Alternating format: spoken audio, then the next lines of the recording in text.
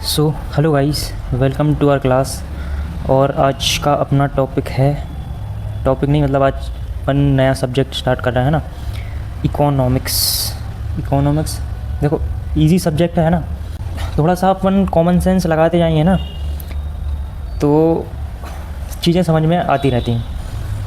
तो इसमें first topic है डिमांड बेसिकली होती क्या है? Demand is defined as the willingness and ability of a consumer to purchase a goods or a services at a particular price। मतलब consumer की इच्छा और उसकी क्षमता है ना, किसी गुड्स को परचेज़ करने की इच्छा और उसकी क्षमता को अपन डिमांड बोलते हैं ना। डिमांड मतलब इच्छा बोल देंगे कि भाई मेरा बाइक ख़रीदने का मन है ना, मुझे बाइक चाहिए, तो ये अपनी डिमांड हो गई है ना। अब इसमें सेकंड टॉपिक आता है लॉ ऑफ डिमांड।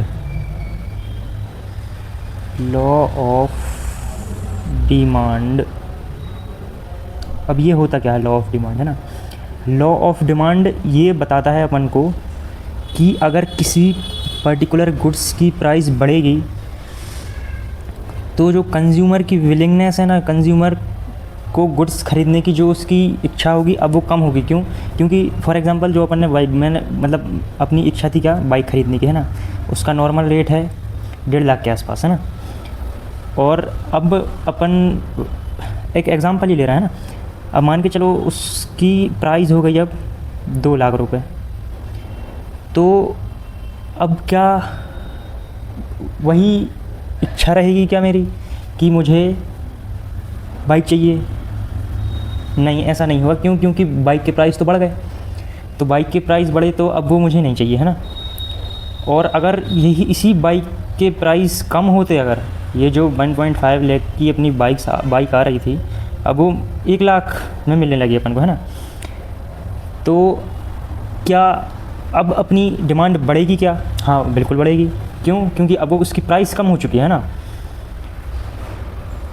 तो इसी रिलेशनशिप को, कौन सा रिलेशनशिप? जब प्राइस इंक्रीज़ होगी तो डिमांड कम होगी, और मतलब प्राइस कम होगी तो डिमांड बढ़ जाएगी। इसी को अपन लॉ ऑफ डिमांड बोलते हैं, एज सिंपल।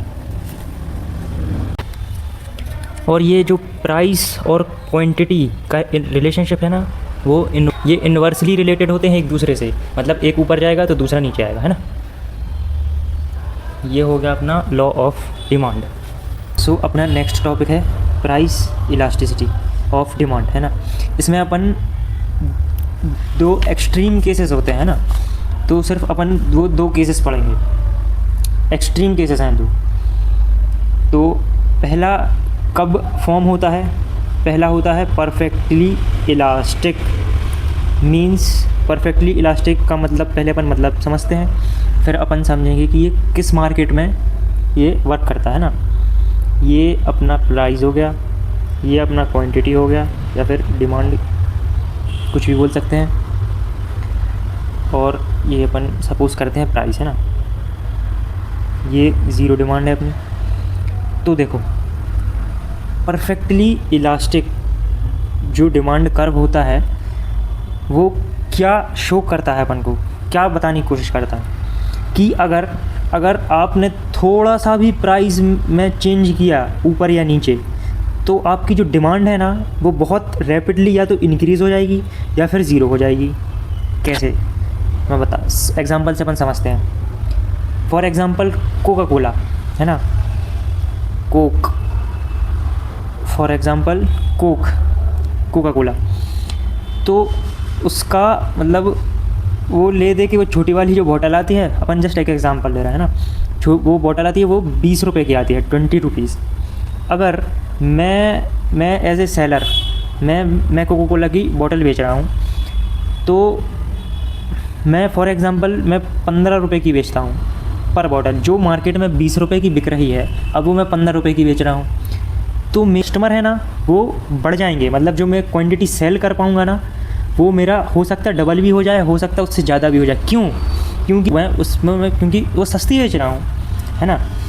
और अगर मैं यही प्राइस बढ़ा के 25 रुपीज़ कर दूँ तो क्या होगा? तो जो अब मेरे जो मैं मतलब ऑन एन एवरेज मेरे पास जो 100 कस्टमर्स थे वो हो सकता है ज़ीरो हो जाए, ये एक्सट्रीम केसेस है ना, हो सकता है कि वो ज़ीरो हो जाए, ये एक्सट्रीम केसेस हैं। क्यों? क्योंकि सब तो बेच रहे हैं 20 रुपये में, लेकिन अपन बेच रहे हैं 25 रुपये में। तो भाई ये किसको पसंद कि भाई हम महंगा ख़रीदें, है ना, किसी को नहीं। तो ये इसकी वजह से हो सकता है कि अपनी जो क्वांटिटी है ना वो अब क्वांटिटी डिमांडेड हो सकता है कि ज़ीरो हो जाए, हो सकता है ना, 100% नहीं होता है लेकिन हो सकता है, लेकिन प्रोबेबिलिटी तो यही है ना। तो ये होती है अपनी परफेक्ट इलास्टिसिटी का जो कर्व है ना, डिमांड का ग्राफ है ना, वो यही होता है कि अगर अपन स्मॉल चेंजेस प्राइस में करते हैं ना तो अपनी जो क्वांटिटी डिमांडेड है ना वो या तो बहुत रैपिडली इंक्रीज़ हो जाएगी या बहुत रैपिडली कम हो जाएगी। एग्जांपल मैंने आपको कोक का दिया ही है ना। अब अपन, और ये काम किस मार्केट में, मतलब किस मार्केट में ये चलता है, ये परफेक्टली कॉम्पिटिटिव मार्केट में चलता है। परफेक्टली कॉम्पिटिटिव मार्केट मींस इस मार्केट में we are a price taker, मतलब जो प्राइस सेट है पहले से अपन उसको चेंज नहीं कर सकते। ये मार्केट्स हैं ना जो परफेक्टली कॉम्पिटिटिव मार्केट्स हो गए और मतलब मोनोपोली मार्केट्स, ये अपन आगे पढ़ेंगे। लेकिन अभी ये इतना समझो कि यहाँ पे अपन प्राइस टेकर होते हैं, मतलब प्राइस अपन अपने हिसाब से सेट नहीं कर सकते। और एक होता है perfectly inelastic demand curve. Perfectly inelastic demand curve का कर्व कुछ ऐसा होता है, कैसा, ऐसा मींस अगर अपन प्राइस में थोड़ा बहुत ऊपर नीचे करते रहें तो क्वांटिटी जो डिमांडेड है ना वो उसमें बहुत या तो बहुत कम चेंज आएगा या फिर कोई चेंज नहीं आएगा। इसका एक एग्जांपल लेते हैं, कोई मेडिसिन हो गई, वो मतलब एक ही मेडिसिन है अपने पास है ना, और उसका प्राइस अपन मतलब थोड़ा बहुत ऊपर नीचे भी होगा, जैसे 100 रुपये चलता है, अगर वो 120 या फिर वो 80 होगा तो इसकी डिमांड में कोई फ़र्क नहीं पड़ना। क्यों? क्योंकि वो तो नेसेसिटी है अपनी। और ये मोनोपोली मार्केट में चलता है, ये वाला जो कर्व है ना वो मोनोपोली मार्केट में ज़्यादातर काम करता है। मोनोपोली मार्केट मतलब यहाँ अपन प्राइस मेकर होते हैं, मतलब अपने हिसाब से अपन प्राइस सेट करेंगे। फॉर एग्जांपल ट्रेन की टिकट्स, जो ट्रेन है की टिकट्स है ना, अपन अपने हिसाब से तो सेट कर नहीं सकते। तो भाई वो थोड़ी बहुत 10-20 रुपये ऊपर जाए बिके या फिर महंगी बिके या फिर सस्ती रहे तो उससे अपन को कोई फ़र्क नहीं पड़ता। टिकट तो अपन को चाहिए, है ना, ट्रैवल करने के लिए। थोड़ी बहुत प्राइस ऊपर नीचे रहे अपन को ज़्यादा फ़र्क नहीं आएगा डिमांड में। ये होता है अपना परफेक्टली इनइलास्टिक। ये मोनोपोली मार्केट्स में मोस्ट प्रोबेबली काम करता है ना। ये 2 केसेस हैं और आगे अपन बहुत कुछ पढ़ेंगे, लेकिन फ़िलहाल अभी इतना ही है। और इसमें 2 और अपने पास टॉपिक्स आते हैं।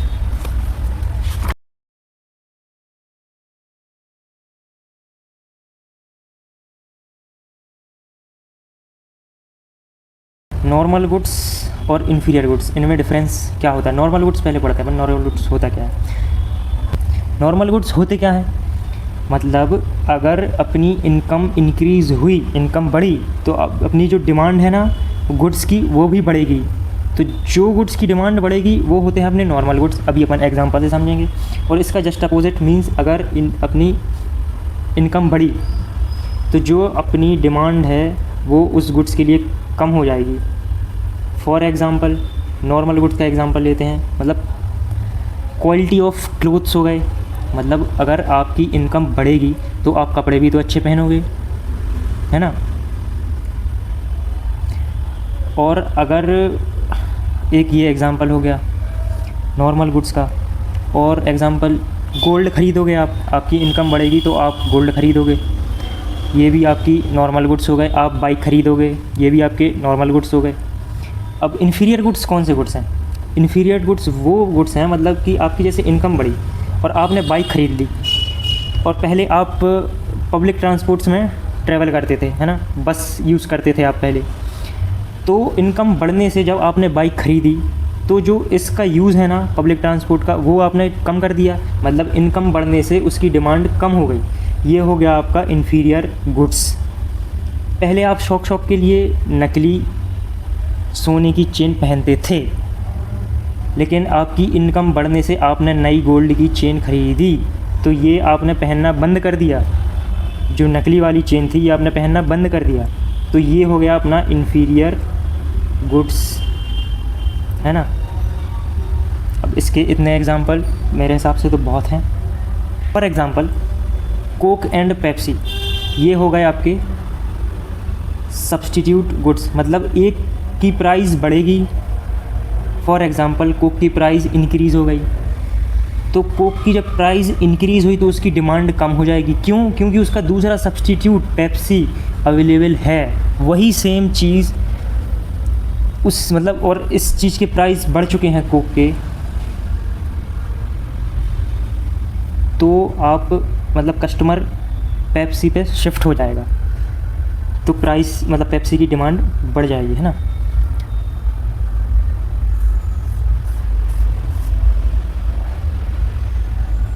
कोक पेप्सी हो गया, या फिर टी कॉफ़ी हो गया। मींस अगर टी कॉफ़ी है ना, अगर कॉफ़ी के प्राइस इंक्रीज़ हो जाते हैं तो लोग टी ज़्यादा प्रेफर करने लगेंगे। ये आपके सब्स्टिट्यूट गुड्स हैं। और होते हैं कॉम्प्लीमेंट्री गुड्स। कॉम्प्लीमेंट्री गुड्स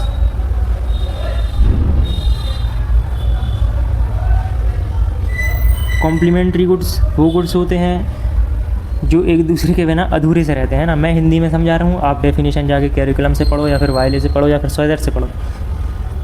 मैं जस्ट एक एग्जांपल देके समझा दे रहा हूँ, मतलब। और इसका एग्जांपल अपन रेज़र ब्लेड ले सकते हैं। रेज़र ब्लेड, कार पेट्रोल लेंगे, कार और पेट्रोल अपन इसको बोल सकते हैं।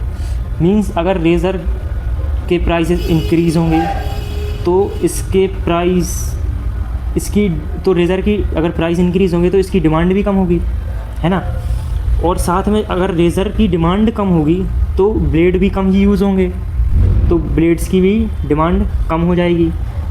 यही एग्जांपल अपनी कार और पेट्रोल में लेते। कार की प्राइस इंक्रीज़ होगी, कार की डिमांड अगर इंक्रीज़ होगी तो कार की डिमांड कम हो जाएगी, और कार की डिमांड कम होगी जब कारें चलेंगी ही नहीं तो पेट्रोल की भी डिमांड कम हो जाएगी।